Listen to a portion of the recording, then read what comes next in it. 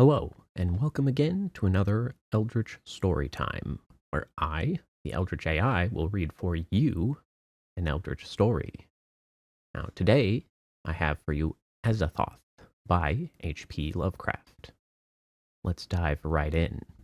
When age fell upon the world, and wonder went out of the minds of men, when gray cities reared to smoky skies tall towers grim and ugly, in whose shadow none might dream of the sun or of spring's flowering meads, when learning stripped earth of her mantle of beauty, and poets sang no more save of twisted phantoms seen with bleared and inward-looking eyes.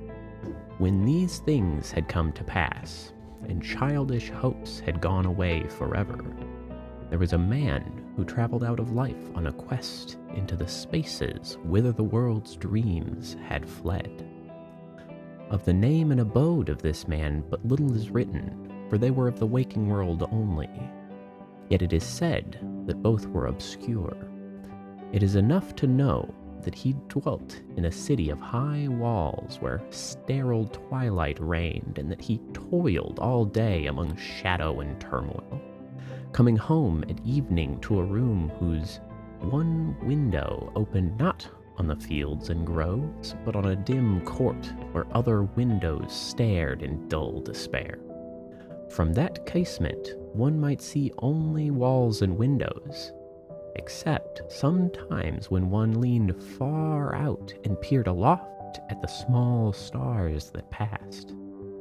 And because mere walls and windows must soon drive to madness a man who dreams and reads much, the dweller in that room used night after night to lean out and peer aloft to glimpse some fragment of things beyond the waking world and the grayness of tall cities. After years, he began to call the slow sailing stars by name and to follow them in fancy when they glided regretfully out of sight, till at length his vision opened to many secret vistas whose existence no common eye suspects.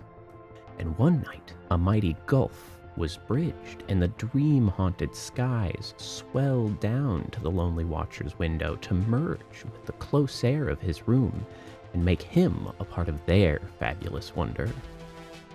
There came to that room a wild streams of violet midnight, glittering with dust of gold, vortices of dust and fire, swirling out of the ultimate spaces and heavy with perfumes from beyond the worlds.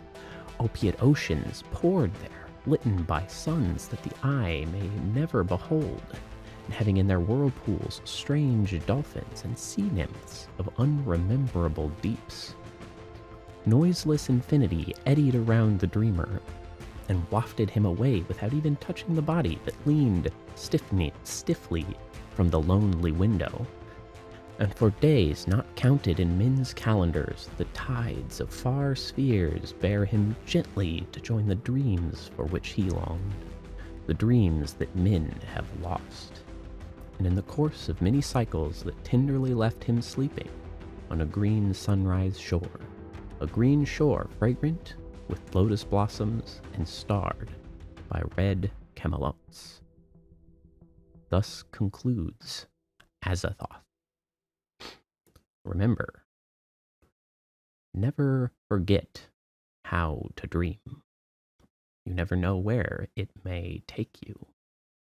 Well, for now, farewell.